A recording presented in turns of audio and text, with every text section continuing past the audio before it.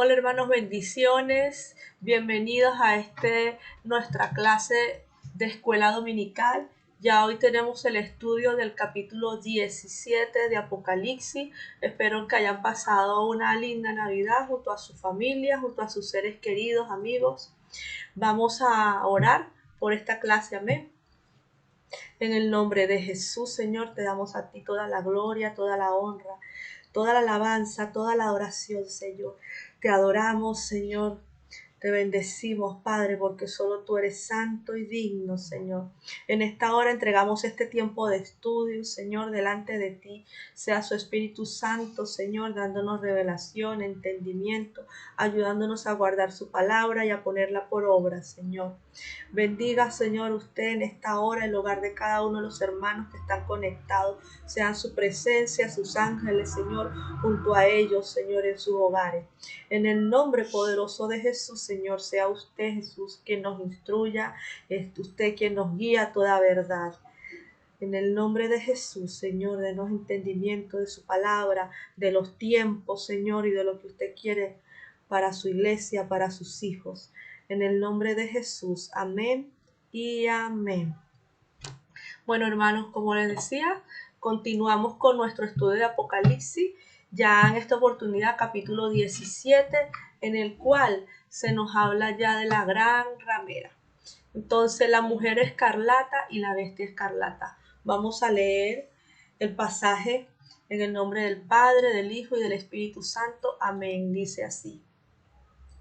Vino entonces uno de los 7 ángeles que tenían las 7 copas y habló conmigo diciéndome: ven acá y te mostraré la sentencia contra la gran ramera, la que está sentada sobre muchas aguas, con la cual han fornicado los reyes de la tierra, y los moradores de la tierra se han embriagado con el vino de su fornicación. Y me llevó en el espíritu al desierto, y vi una mujer sentada sobre una bestia escarlata, llena de nombres de blasfemia, que tenía 7 cabezas y 10 cuernos. Y la mujer estaba vestida de púrpura y escarlata, y adornada de oro, de piedras preciosas y de perlas. Y tenía en la mano un cáliz de oro, lleno de abominaciones y de inmundicia de su fornicación. Y en su frente un nombre escrito, un misterio, Babilonia la grande, la madre de las rameras y de las abominaciones de la tierra. Vi a la mujer ebria de la sangre de los santos y de la sangre de los mártires de Jesús. Y cuando la vi, quedé asombrado con gran asombro. Y el ángel me dijo: ¿por qué te asombras? Yo te diré el misterio de la mujer y de la bestia que la trae, la cual tiene las 7 cabezas y los 10 cuernos. La bestia que has visto era y no es, y está para subir del abismo e ir a perdición. Y los moradores de la tierra, aquellos cuyos nombres no están escritos desde la fundación del mundo en el libro de la vida, se asombrarán viendo la bestia que era y no es y será. Esto es para la mente que tenga sabiduría. Las 7 cabezas son 7 montes sobre los cuales se sienta la mujer. Y son 7 reyes, 5 de ellos han caído, uno es y el otro aún no ha venido. Y cuando venga es necesario que dure breve tiempo. La bestia que era y no es también el octavo y es de entre los 7 y va a la perdición. Y los 10 cuernos que has visto son 10 reyes que aún no han recibido reino, pero por una hora recibirán autoridad como reyes juntamente con la bestia. Estos tienen un mismo propósito y entregarán su poder y su autoridad a la bestia. Pelearán contra el Cordero y el Cordero los vencerá, porque Él es Señor de señores y Rey de reyes, y los que están con Él son llamados y elegidos y fieles. Me dijo también, las aguas que has visto donde la ramera se sienta son pueblos, muchedumbres, naciones y lenguas. Y los 10 cuernos que viste en la bestia, estos aborrecen a la ramera y la dejarán desolada y desnuda, y devorarán sus carnes y la quemarán con fuego, porque Dios ha puesto en sus corazones el ejecutar lo que Él quiso, ponerse de acuerdo y dar su reino a la bestia hasta que se cumplan las palabras de Dios. Y la mujer que has visto es la gran ciudad que reina sobre los reyes de la tierra. Bueno, hermano, este capítulo 17, ya por algunos quizás han escuchado ya hablar de la gran ramera.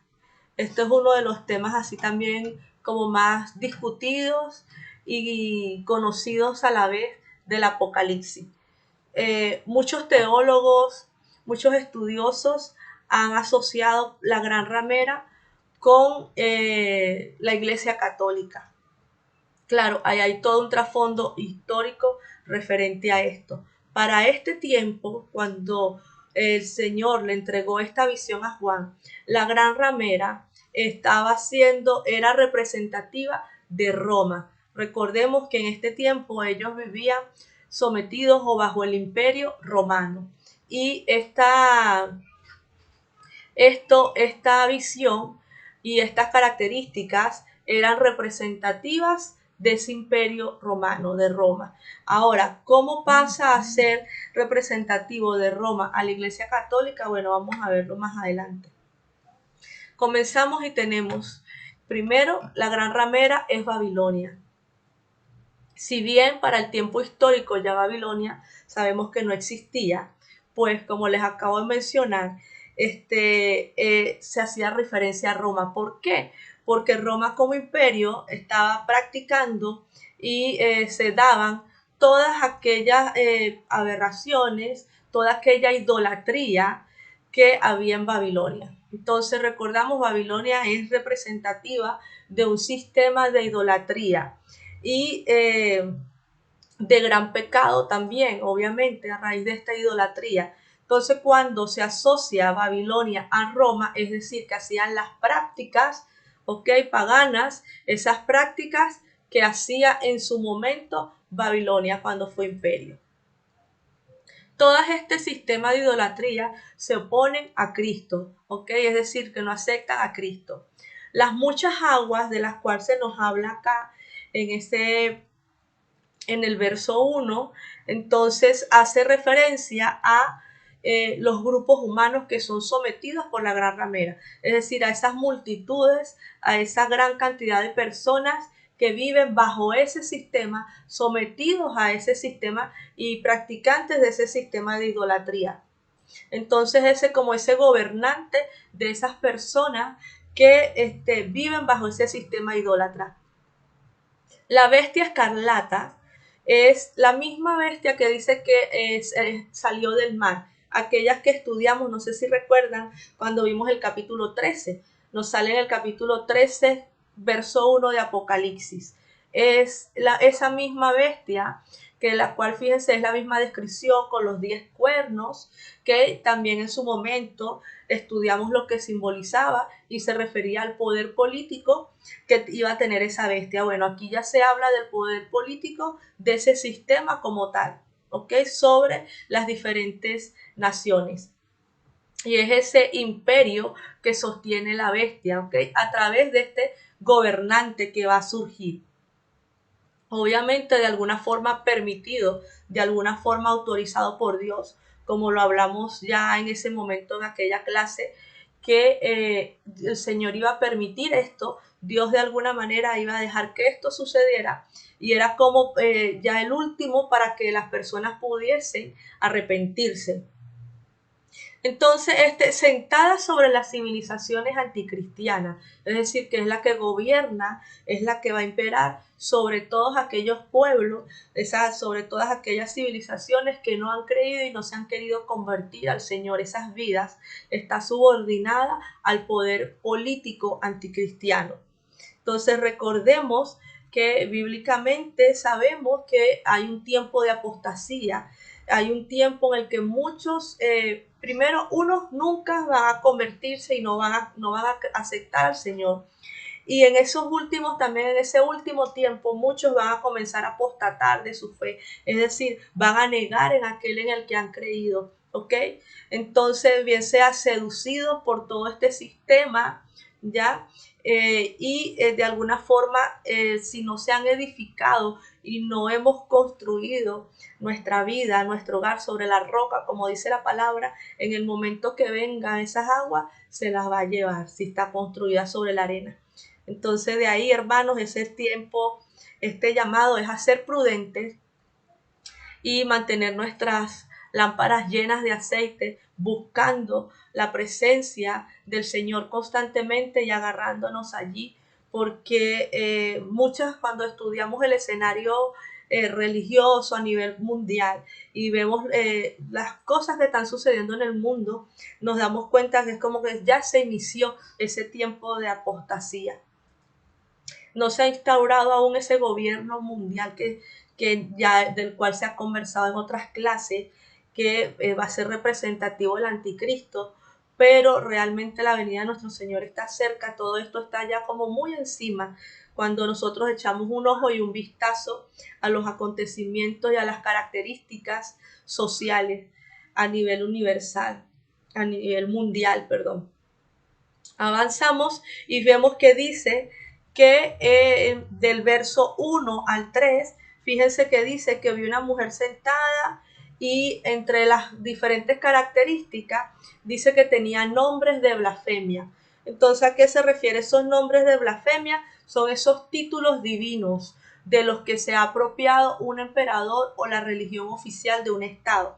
Es algo parecido a lo que vimos también en clases anteriores, que es decir, como esos emperadores romanos que se hacían adorar y se hacían llamar dioses, es algo parecido. Es decir, se va a poner títulos, se va a querer clasificar, va a querer denominarse, ponerse nombres que va haciéndose identificar con Dios, haciéndose ver como que todopoderoso, y todo esto a la final, como hemos hablado en las otras clases, detrás de ello, cómo se va a poder identificar, porque a través de su nombre y de las actividades y de todo lo que desarrolle, va a demandar y va a exigir la adoración como Dios, ¿ya?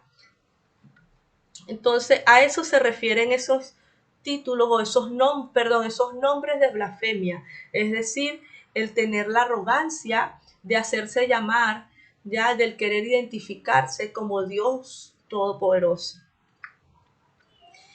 Ya en el verso 4 vemos que nos describe, ¿verdad?, una llamativa vestimenta que dice que es púrpura y escarlata, adornado de oro, piedras preciosas. Nos da toda una descripción que esto lo que nos muestra es que la mujer da una idea de su riqueza y de su gloria terrenal. Toda esta ornamenta, toda esta vestimenta nos da referencia del poder y la riqueza que maneja. Esa es una de las características por las cuales se asocia la Gran Ramera con el papado de la Iglesia Católica, ¿ya? Entonces, porque maneja grandes riquezas, porque tiene una fuerte influencia también política sobre las naciones, aunque se supone que es un sistema religioso, pero eso responde también a todo un tiempo, a todo un proceso histórico por el cual pasó la Iglesia Católica, en la cual para el siglo XVI, siglo XVII y aún hasta el siglo XVIII sobre muchas naciones. Ellos escogían los reyes, quien no era rey. Hasta el sol de hoy han acumulado muchas riquezas, y aunque ya no escogen, los reyes, literalmente como en aquella Edad Media, siguen teniendo gran influencia a nivel político. Entonces, las abominaciones, de las cuales también nos habla allí en este capítulo, esas abominaciones son actos de adoración a ídolos y de profanación. Entonces, esa adoración a ídolos, ya sabemos, ¿no?, lo que es esto, ese adorar, el dar esa adoración, esa admiración, ese culto, aquello que no es Dios. Por lo tanto, pues son ídolos, porque nuestra adoración y debe ser nuestra veneración, debe ser solamente a Dios Todopoderoso, a nuestro Señor, ya creador del cielo y de la tierra. La profanación, es decir, cuando hablas de profanar, es de darle, como violentar, darle un uso secular, ensuciar aquello que es santo, aquello que es divino, como lo podemos ver en Levítico o en muchas partes del Antiguo Testamento, que se profanó, es decir, que se hacían cosas del mundo dentro de estos espacios que pertenecen, como decir la iglesia, que son representativas de la divinidad de Dios, ¿ya? Que debe de tenerse una honra, debe de tenerse una actitud ya ante eso es algo consagrado para Dios, y se le da un uso pues mundano, se le da un uso, allí está siendo profanado. Entonces ese que algo divino, algo especial, que es solo que representativo del Señor, ya de su divinidad, se le comienza a dar uso y se le comienza a comportarse, en este caso en la iglesia, como algo del mundo. Yo en lo particular, hermano, soy de las que piensa que ya no es solo la Iglesia Católica, sino que a estos pecados se han sumado ya también representantes de otras denominaciones, han ya profanado, y en estos tiempos se ve que han manejado las cosas, en este caso, que deben ser del reino, que manejan la Iglesia del Señor independientemente de la denominación que tenga, comienzan pues a manejarla como si fuera una organización, una empresa o del mundo, ¿ya? Aprobando y dejando pasar por debajo de la mesa, sin pues obviamente señalar el pecado que hay allí de muchas cosas que son contrarias a la palabra de Dios. Entonces, como si se fuera prostituyendo, ya no hablamos solo de la Iglesia Católica, sino que hay otras denominaciones que son representativas también de la Iglesia del Señor. Ya no podemos hablar de que una denominación tal es la única Iglesia del Señor, porque cuando vemos el detalle, en cada una vamos a encontrar pecado, en cada una vamos a encontrar situaciones en las que han apostatado o se han vendido o etcétera, que comienzan entonces a asimilarse a este título que fue de alguna forma puesto inicialmente o exclusivamente a la Iglesia Católica. Ya hay otras denominaciones que se han sumado a esto. Entonces a eso que se vende, eso que se prostituye, que deja de lado la santidad, que deja de lado todo lo divino, ¿verdad? De Dios, eso santo, para comenzar a desenvolverse, a desarrollar un papel como si fuera una organización más común del mundo, que ya no es representativa de Dios y de su palabra, ¿ok? De lo que dice la palabra del Señor. Tenemos en el verso 5, fíjense que dice, y en su frente un nombre escrito, un misterio. Y dice, Babilonia la grande, la madre de las rameras y de las abominaciones de la tierra. Entonces, la madre de las rameras, ya sabemos que una ramera es aquella que se vende por dinero, por fama, es decir, se vende, en pocas palabras. Lo otro que tenemos es que las prostitutas, y por eso de allí que dice en su frente un nombre escrito, un misterio. Históricamente, las prostitutas de Roma, para ese tiempo el Imperio Romano se colocaban, llevaban una cinta en la frente, se colocaban una cinta con su nombre, ¿ok? Y esa cinta con su nombre en la frente ya se identificaba cuál era su oficio, en este caso que era prostituta. Entonces imagínense, al decir eso respecto a la iglesia del Señor, porque no podemos perder de vista el hecho de que todo el libro de Apocalipsis, cuando comenzamos a ver sus primeros 2-3 capítulos, nos damos cuenta que el mensaje es a la iglesia del Señor, aquellos que ya conocen al Señor, aquellos que ya han creído, conocen la palabra. No es un mensaje dado al mundo que no ha conocido de Cristo, que no conoce la palabra, no. Todo el libro de Apocalipsis es un mensaje dado a los creyentes, a la iglesia, a los que ya conocieron el camino, la verdad y la vida. Entonces, ese nombre, esa cinta en la frente, lo que identifica es eso, ¿no? Que se vendió, se prostituyó. Entonces, Babilonia, como ya dije, porque ese es el nombre que dice Babilonia la Grande, ya sabemos que representaba a Roma. Ahora, ¿cómo pasa luego a la iglesia? Recordemos, terminado de una vez, abolido, una vez que cayó el Imperio Romano, se mantuvo lo que fue la iglesia. Recordemos que esta iglesia primitiva surge, la iglesia cristiana primitiva surge dentro del sistema del Imperio Romano.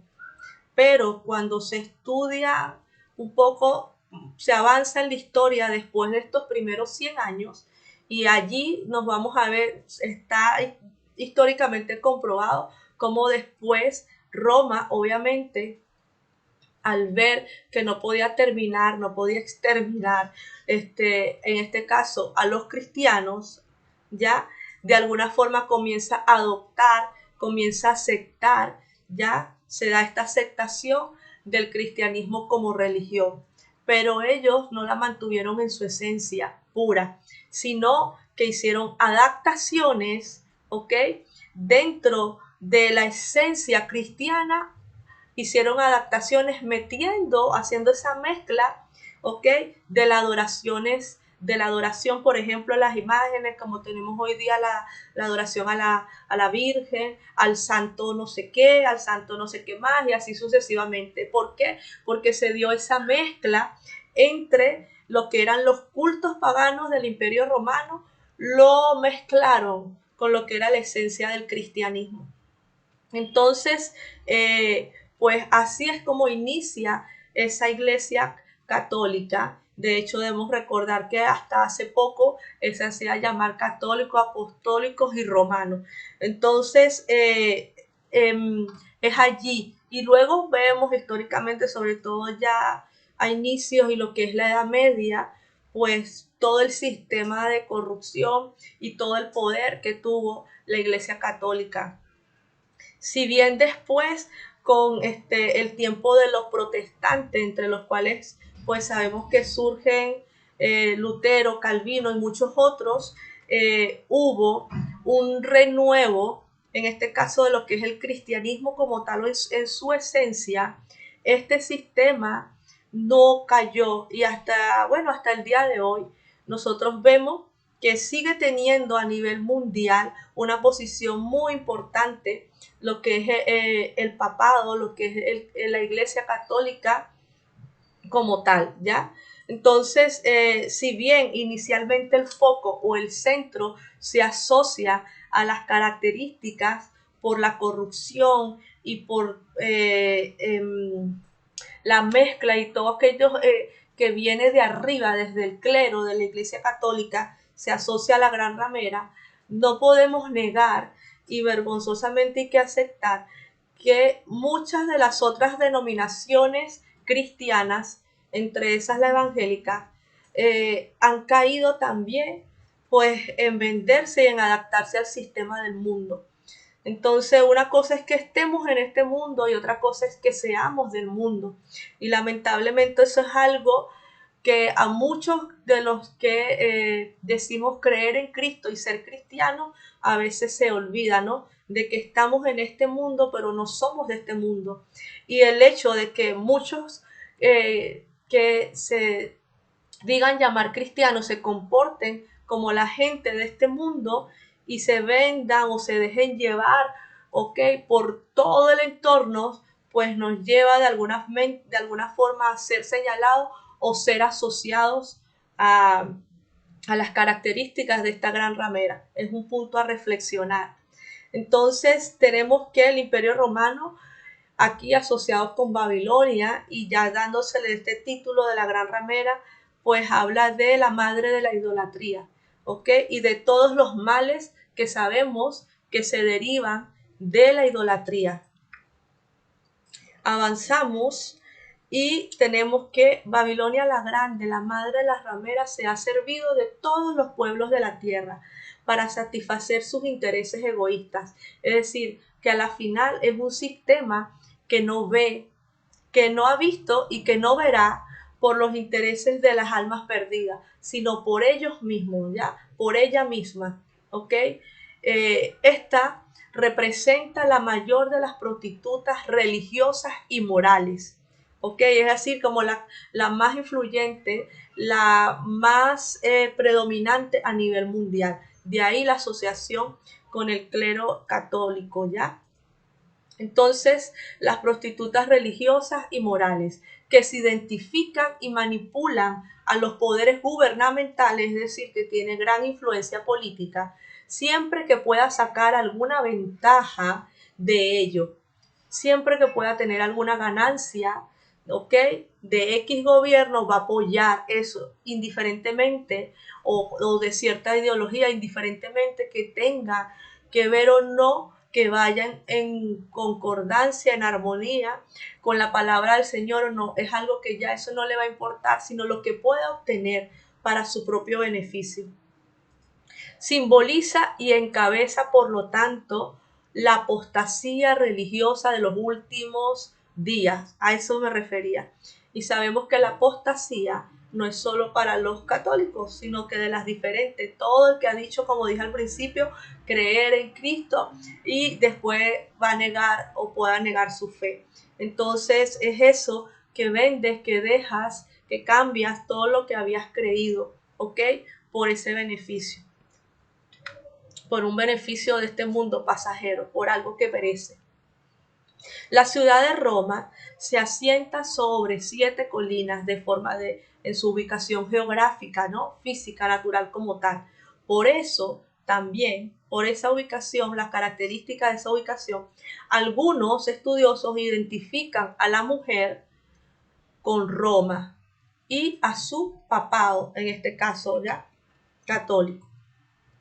En el verso 10 tenemos: los 7 reyes representan el número completo de emperadores romanos y en que su tiempo, bueno, ya pasaron, y por extensión, si la traemos a hoy día, a todos los poderes políticos que hayan perseguido al pueblo de Dios a través de la historia. Entonces, esos reyes de los cuales nos habla ese verso 10, ¿ok?, cuando habla allí, es de alguna forma es la representación de esos entes políticos, ¿ya?, que durante la historia han perseguido y aún lo que falta por perseguir al pueblo cristiano, aquellos que perseveremos en la fe.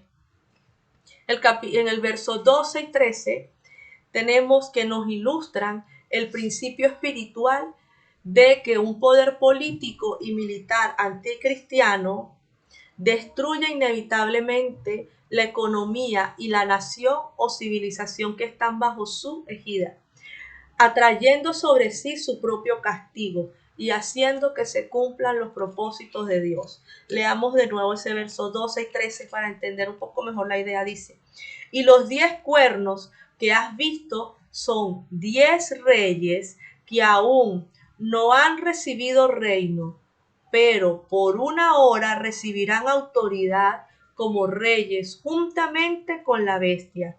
Estos tienen un mismo propósito y tienen un mismo propósito.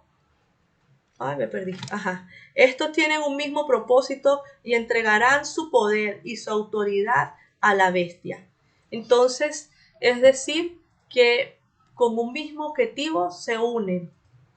Y debido a esto se identifican pues obviamente también con el propósito de la bestia, del anticristo. Recordemos cuando estudiamos ese capítulo de la bestia, es asociado literalmente al anticristo. Y hablábamos de eso, de que muchos gobiernos van a doblegarse ante él, va a tener una gran influencia ya. Entonces, pero si algo van a tener en común todos esos gobiernos y la bestia, es que van contra el pueblo de Dios, contra aquellos que están perseverando en la fe, contra aquellos que han creído. Pero hermanos, viene aquí en el verso 14 nuestra esperanza y en lo que nuestra fe debe perseverar cada día.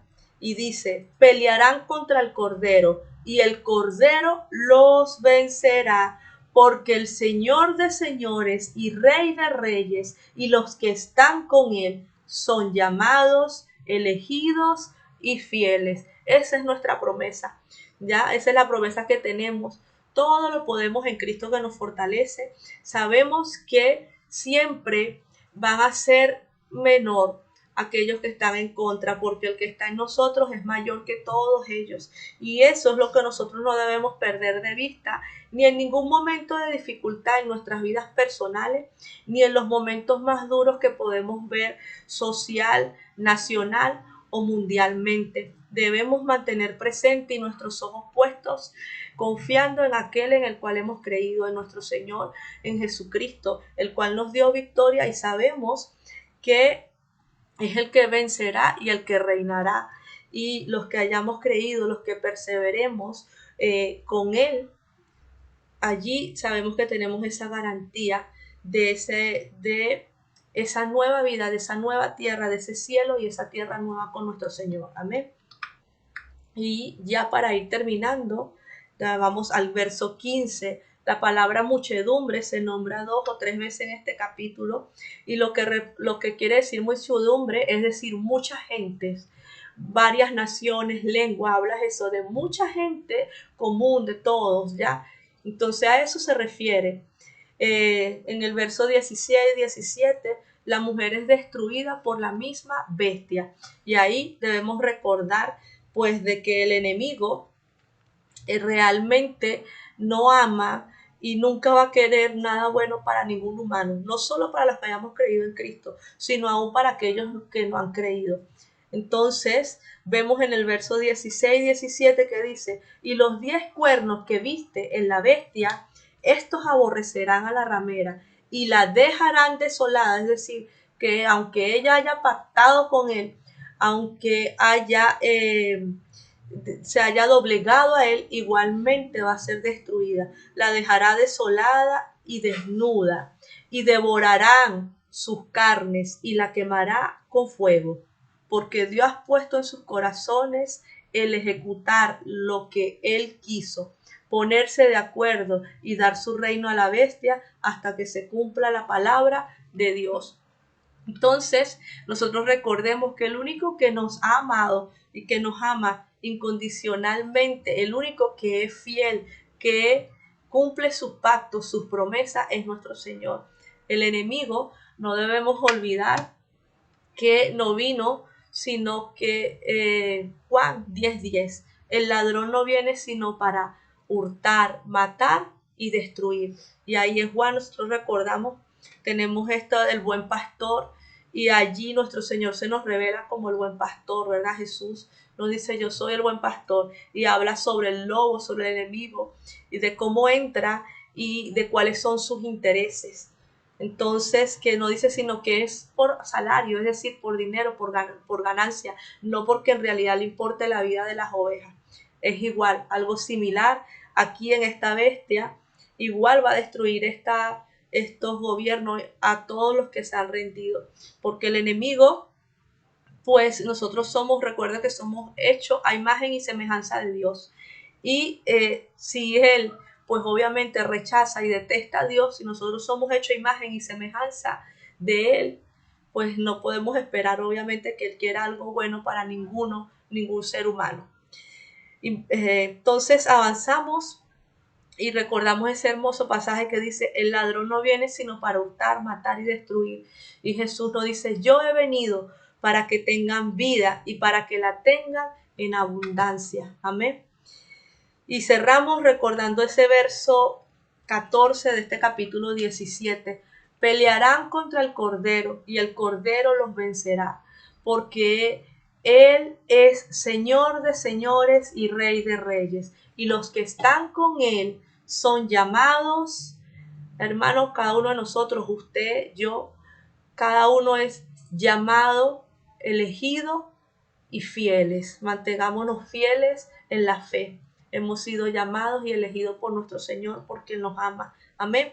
Dios los bendiga. Nos vemos en el chat en un rato más en nuestro culto. Bendiciones. Chao, chao.